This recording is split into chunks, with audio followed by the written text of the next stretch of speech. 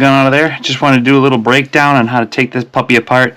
Now that I've read the directions, I understand a lot more about the firearm.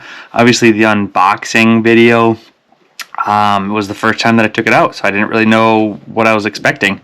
So let's tear this thing down and I'll show you what it's all about. So this is a 8620 carbon steel frame and slide. It's finished in sodium cyanide case coating with 24 karat gold plated trigger. I have Australian mother of pearl grip plates. That's the same source that Fender guitar gets their mother of pearl for their guitars. I do have the additional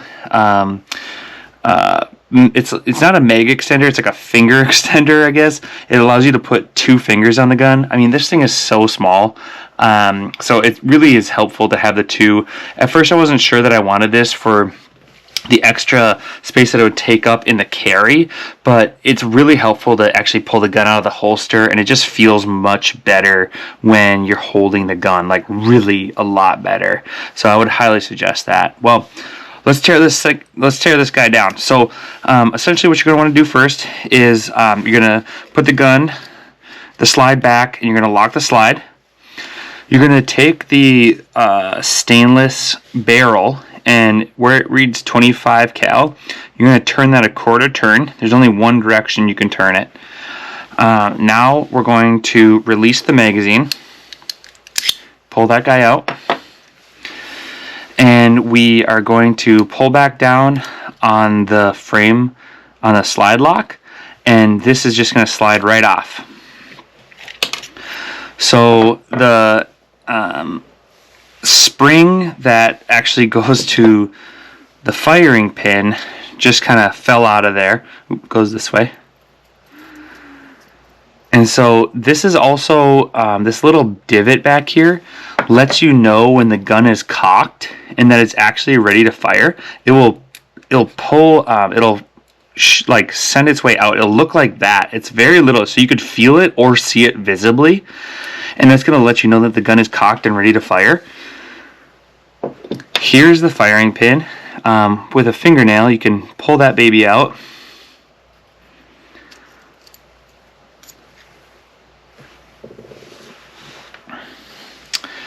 Now with the barrel, you can see that the 25 cal is pointing downward. There's these ridges, you got to turn it past, and there's only one way to pull the barrel out. Oops, knocked her over. There's only one way to pull the barrel out, and that is with the ridges facing up on the slide. So you can see kind of how the smiley face, boom, it's like that. So barrel comes out, there's a slide, firing pin spring. I'm not quite sure what this gold piece is called. There's the spring. And this is all that PSA recommends that you tear down the gun to clean it. I talked to Len on the phone, and what he said is most of the carbon will actually get built up in the slide.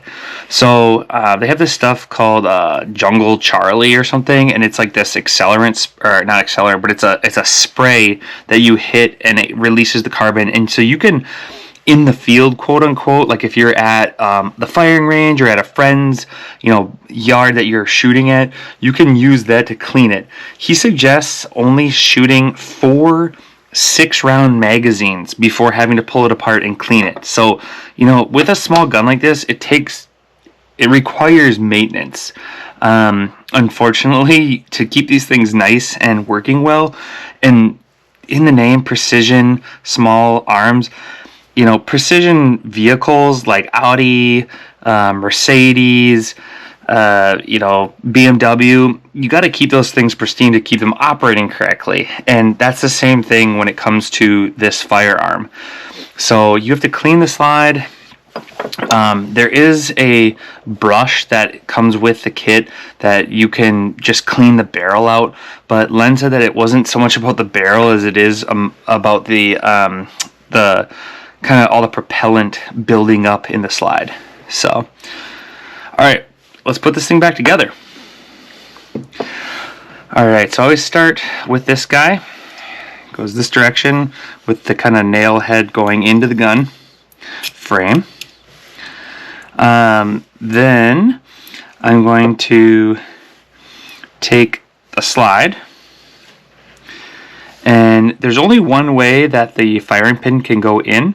There's this little notch there at the top, and so that gets in line with the frame slide, and you're going to send that in. Then you can send the spring in with the open end first, and that's because this back end is going to be the indicator that the firearm is cocked. Now we're going to take and slide the stainless steel, very beautiful barrel, and just put it right back in with the grooves facing up. But to get it back onto the gun, we're going to need to actually turn this and rotate it a little bit to actually slide it back in. So the 25 cal is facing, at the bottom of the slide. So with the firearm like this, we're going to then hook over, missing this nickel piece here. You kind of have to just push this spring in and get that in line in the back hole here. And then we're all lined up. The slide is on. I'm pulling it back. I'm locking it.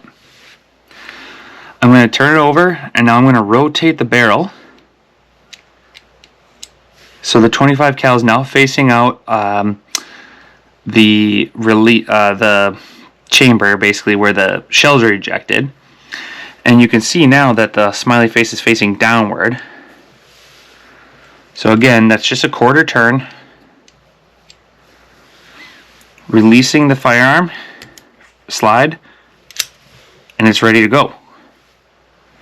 So I'm not going to cock it back because Len said not to dry fire this handgun because it'll actually affect the firing pin. Well, eventually the tip can break, which is unfortunate. But this thing it's kind of finicky. I'm really glad that I got to talk to the owner and manufacturer of the gun because he was telling me all the ways that this could go wrong. You don't want to take off the screw because there's so many springs in here activated with the safety, the slide lock, the trigger, the magazine safety. When the magazine is out, you can't fire the handgun. So there's all these little things that are happening inside this area and this mechanism that you do not want to mess with. So he mentioned that after you fire, tens of rounds through this, to check this this flathead screw, or it's a bolt, because it can loosen up on the plates, and you do not want that to pop off and have all your springs and everything go flying everywhere.